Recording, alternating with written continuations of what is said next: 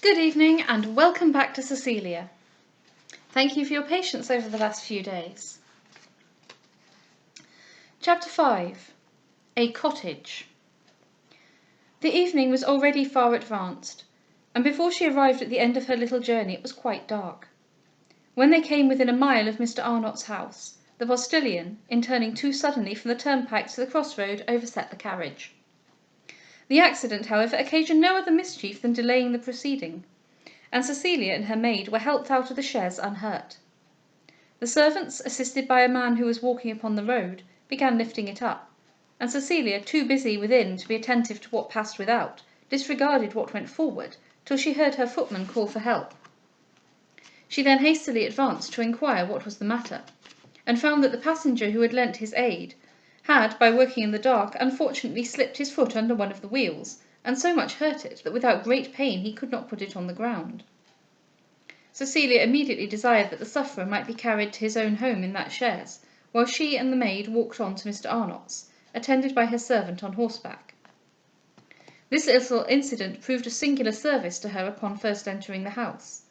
Mrs. Harrel was at supper with her brother, and hearing the voice of Cecilia in the hall, hastened with the extremest surprise to inquire what had occasioned so late a visit, followed by Mr. Arnott, whose amazement was accompanied with 1,000 other sensations too powerful for speech. Cecilia, unprepared with any excuse, instantly related the adventure she had met with on the road, which quieted their curiosity by turning their attention to her personal safety. They ordered a room to be prepared for her, entreated her to go to rest with all speed, and postpone any further account till the next day. With this request she most gladly complied, happy to be spared the embarrassment of inquiry, and rejoiced to be relieved from the fatigue of conversation. Her night was restless and miserable. To know how Delvile would bear her flight was never a moment from her thoughts, and to hear whether he would obey or oppose his mother was her incessant wish. She was fixed, however, to be faithful in refusing to see him, and at least to suffer nothing new from her own enterprise or fault. Early in the morning Mrs. Harrel came to see her. She was eager to learn why, after invitations repeatedly refused, she was thus suddenly arrived without any, and she was still more eager to talk of herself, and relate the weary life she led thus shut up in the country, and confined to the society of her brother. Cecilia evaded giving any immediate answer to her questions, and Mrs. Harrel, happy in an opportunity to rehearse her own complaints, soon forgot that she had asked any, and in a very short time was perfectly, though imperceptibly, contented to be herself the only subject upon which they conversed. But not such was the selfishness of Mr. Arnott, and Cecilia, when she went down to breakfast, perceived with the utmost concern that he had passed a night as sleepless as her own. A visit so sudden, so unexpected, and so unaccountable, from an object that no discouragement could make him think of with indifference, had been a subject to him of conjecture and wonder that had revived all the hopes and the fears which had lately, though still unextinguished, lain dormant.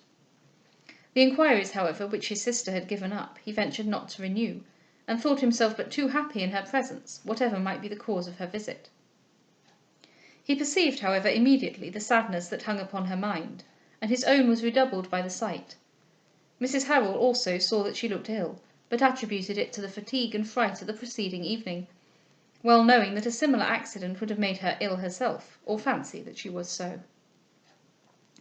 During breakfast, Cecilia sent for the postilion, to inquire of him how the man had fared, whose good-natured assistance in their distress had been so unfortunate to himself.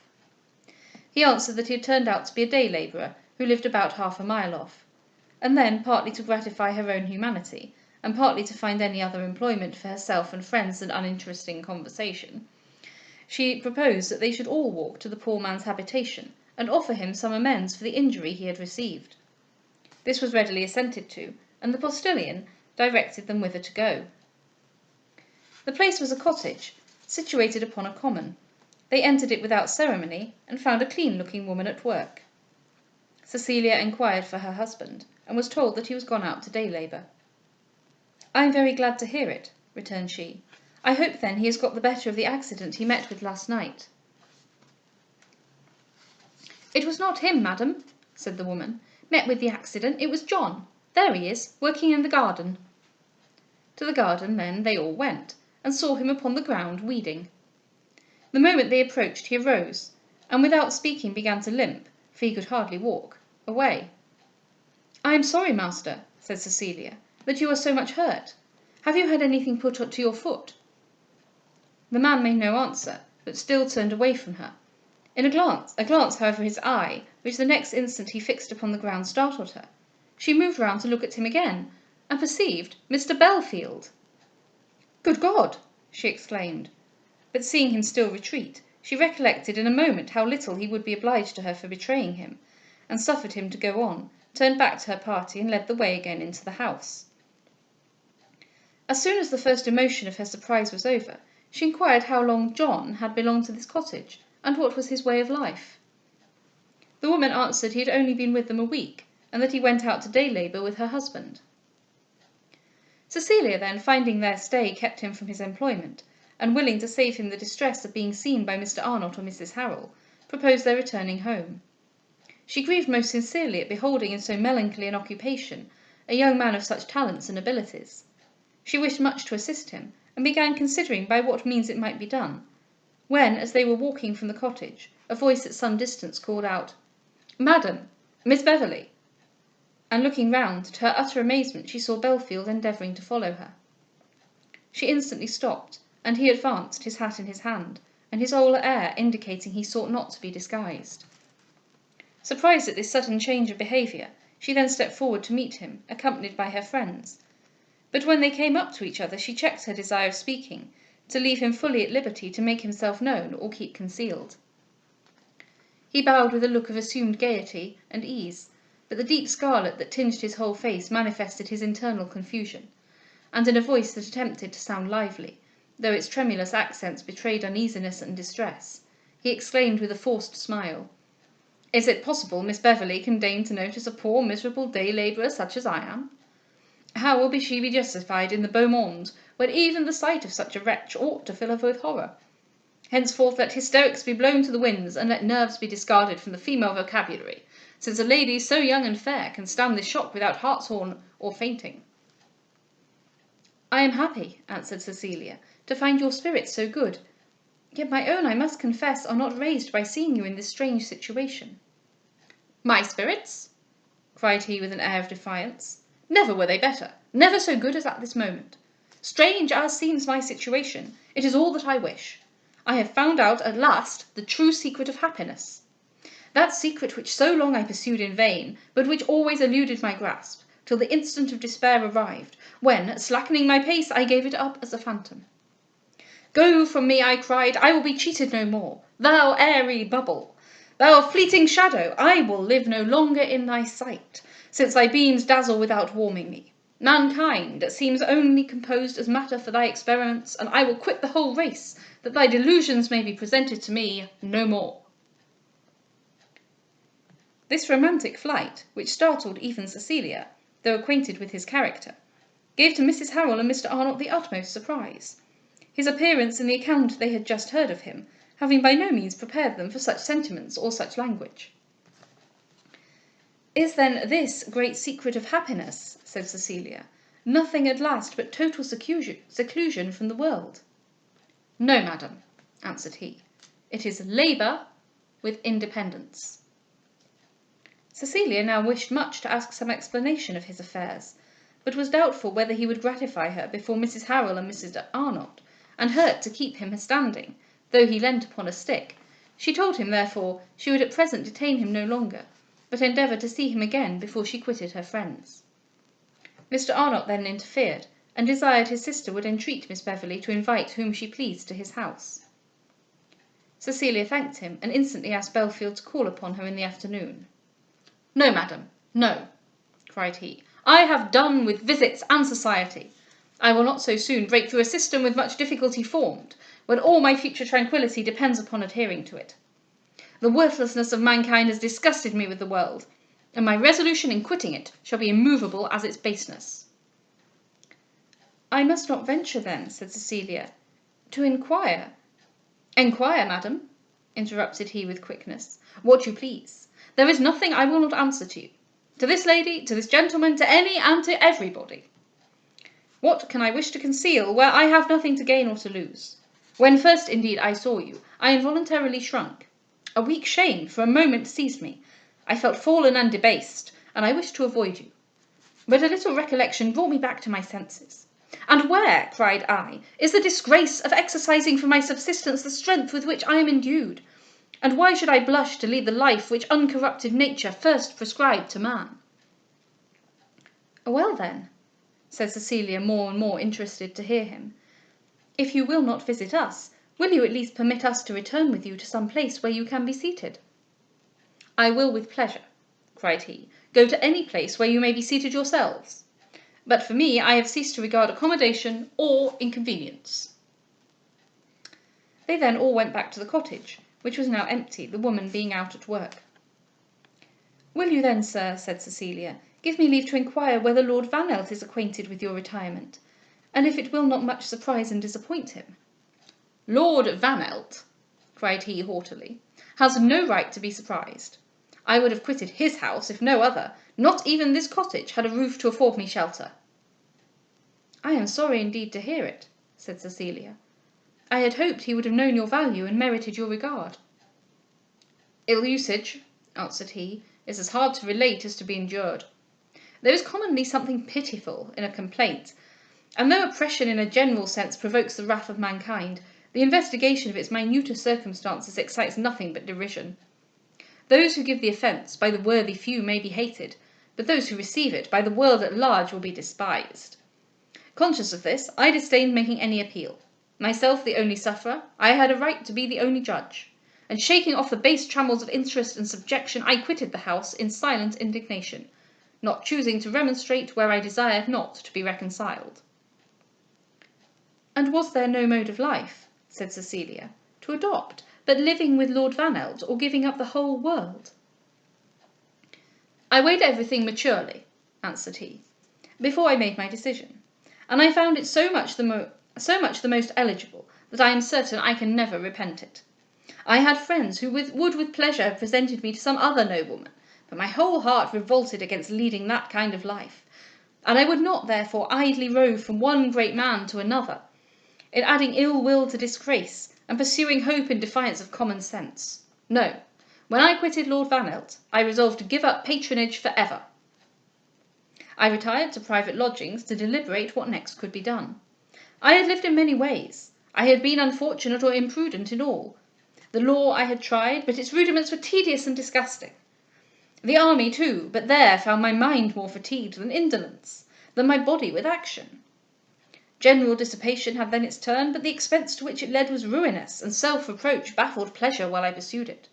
I have even, yes, there are few things I have left untried. I have even, for why now disguise it?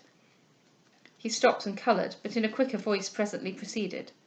Trade also has had its share in my experiments, for that in truth I was originally destined, but my education had ill suited me to such a destination, and the trader's first maxim I reversed in lavishing where I ought to have accumulated. What, then, remained for me? To run over again the same irksome round I had not patience, and to attempt anything new I was unqualified. Money I had none. My friends I could bear to burden no longer. A fortnight I lingered in wretched irresolution. A simple accident at the end of it happily settled me.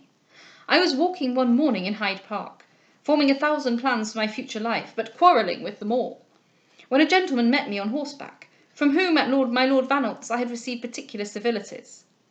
I looked another way, not to be seen by him, and the change in my dress since I left his lordship's made me easily pass unnoticed. He had rode on, however, but a few yards, before, by some accident or mismanagement, he had a fall from his horse. Forgetting all my caution, I flew instantly to his assistance. He was bruised, but not otherwise hurt. I helped him up, and he leant upon my arm. In my haste of inquiring how he had fared, I called him by his name. He knew me, but looked surprised at my appearance. He was speaking to me, however, with kindness, when, seeing some gentlemen of his acquaintance galloping up to him, he hastily disengaged himself from me, and instantly began to recount to them what had happened. He sedulously looked another way, and joining his new companions, walked off without taking further notice of me. For a moment I was almost tempted to trouble him to come back, but a little recollection told me how ill he deserved my resentment, and bid me transfer it for the future from the pitiful individual to the worthless community. Here finished my deliberation. The disgust to the world which I had already conceived, this little incident confirmed. I saw it was only made for the great and the rich. Poor, therefore, and low, what had I to do in it? I determined to quit it for ever, and to end every disappointment by crushing every hope. I wrote to Lord Vanelt to send my trunks to my mother. I wrote to my mother that I was well, and would soon let her hear more.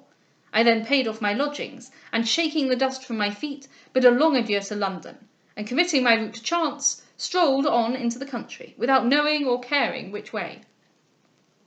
My first thought was simply to seek retirement, and to depend for my future repose upon nothing but a total seclusion from society. But my slow method of travel gave me time for reflection, and reflection soon showed me the error of this notion. Guilt, cried I, may indeed be avoided by solitude, but will misery, will regret, will deep dejection of mind? No, they will follow more assiduously than ever. For what is there to oppose them, where neither business occupies the time, nor hope the imagination, where the past has left nothing but resentment, and the future opens only to a dismal, uninteresting void? No stranger to life, I knew human nature could not exist on such terms. Still less a stranger to books, I respected the voice of wisdom and experience in the first of moralists, and most enlightened of men. And reading the letter of Cowley, I saw the vanity and absurdity of panting after solitude. I sought, therefore, not a cell, but since I purposed to live for myself, I determined for myself also to think. Servility of imitation has ever been as much my scorn as servility of dependence. I resolved, therefore, to strike out something new, and no more to retire as every other man had retired, than to linger in the world as every other man had lingered. The result of all you now see. I found out this cottage, and took up my abode in it. I am here out of the way of all society, yet avoid the great evil of retreat, having nothing to do. I am constantly, not capriciously, employed, and the exercise which benefits my health imperceptibly raises my spirits in despite of adversity. I am removed from all temptation. I have scarce even the power to do wrong. I have no object for ambition, for repining I have no time.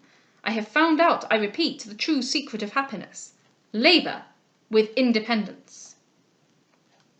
He stopped, and Cecilia, who had listened to this narrative with a mixture of compassion, admiration, and censure, was too much struck with its singularity to be readily able to answer it. Her curiosity to hear him had sprung wholly from her desire to assist him, and she had expected from his story to gather some hint upon which her services might be offered. But none had occurred. He professed himself fully satisfied with his situation, and though reason and probability contradicted the profession, she could not venture to dispute it with any delicacy or prudence.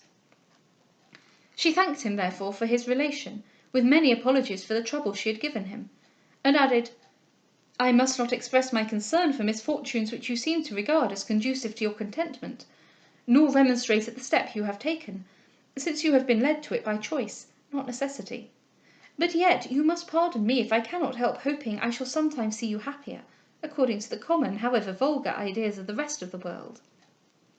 No, never, never.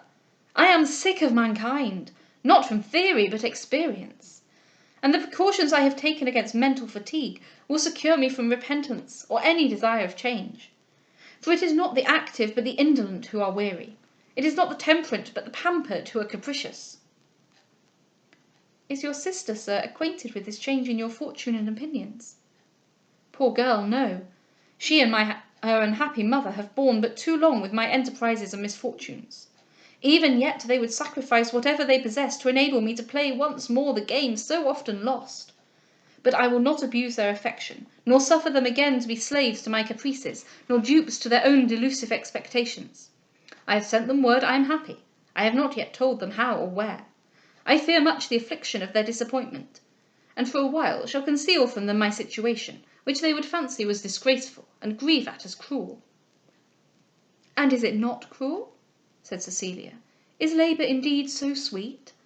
And can you seriously derive happiness from what all others consider as misery?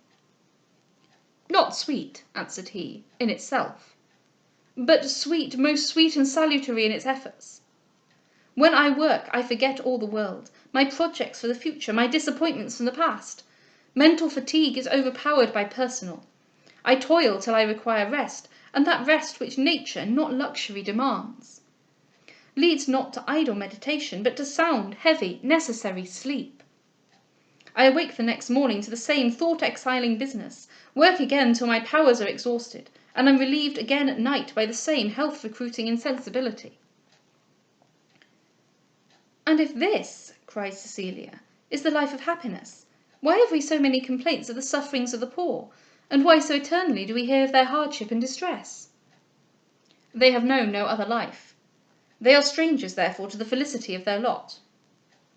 Had they mingled in the world, fed high their fancy with hope, and looked forward with expectation of enjoyment, had they been courted by the great, and offered with profusion adulation for their abilities, yet, even when starving, been offered nothing else, had they seen an attentive circle wait all its entertainment from their powers, yet found themselves forgotten as soon as out of sight, and perceived themselves avoided when no longer buffoons, oh, had they known and felt provocations such as these, how gladly would their resentful spirits turn from the whole unfeeling race, and how would they respect that noble and manly labour, which at once disentangles them from such subjugating snares, and enables them to fly the ingratitude they abhor. Without the contrast of vice, virtue and love may be lovely. Without the experience of misery, happiness is simply a dull privation of evil." "And are you so content," cried Cecilia, "with your present situation, as even to think it offers you reparation for your past sufferings?" "Content?" repeated he with energy. "Oh, more than content. I am proud of my present situation. I glory in showing to the world, I glory still more in showing to myself, that those whom I cannot but despise I will not scruple to defy, and that where I have been treated unworthily I will scorn to be obliged." "But will you pardon me," said Cecilia, "should I ask again, why in quitting Lord Vanelt you concluded no one else worthy a try?" "Because it was less my Lord Vanelt, madam, than my own situation that disgusted me. For though I liked not his behaviour, I found him a man too generally esteemed to flatter myself better usage would await me in merely changing my abode. While my station was the same. I believe, indeed, he never meant to offend me, but I was offended the more that he should think me an object to receive indignity without knowing it.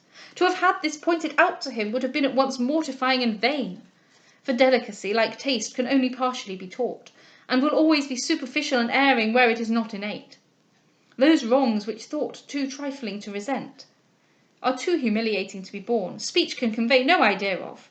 The soul must feel, or the understanding can never comprehend them." "But surely," said Cecilia, "though people of refinement are rare, yet they exist. Why then remove yourself from the possibility of meeting with them?"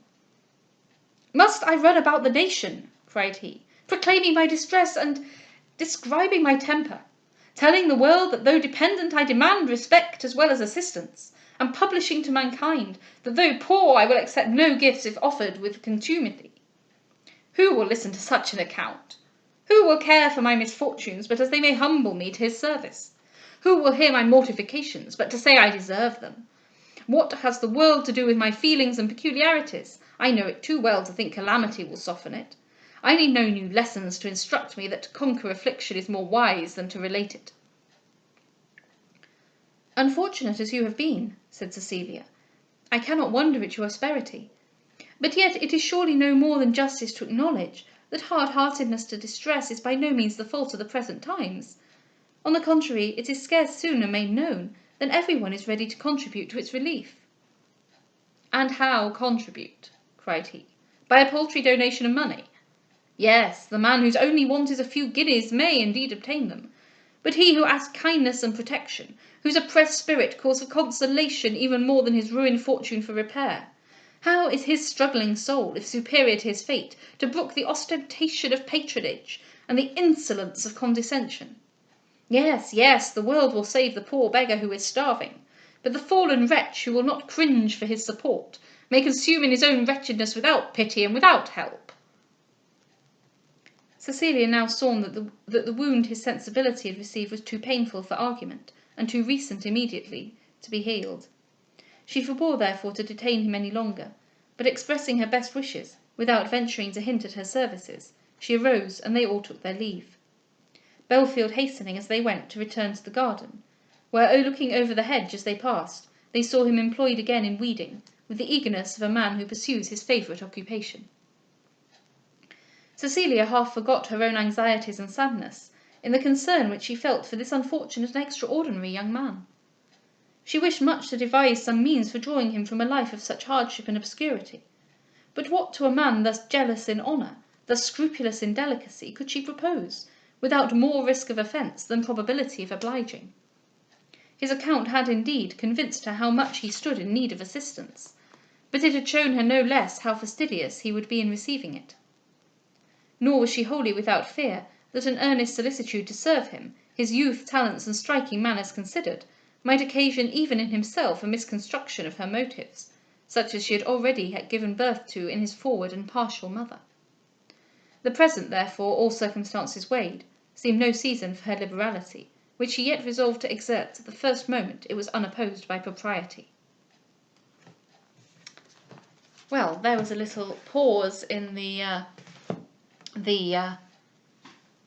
deep problems of Cecilia and the Delviles.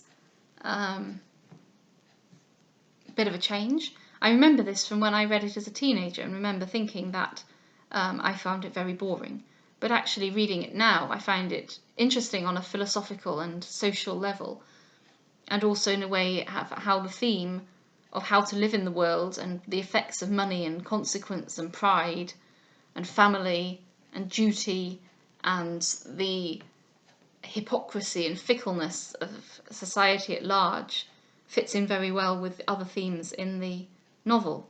So it's nice reading it from a different perspective.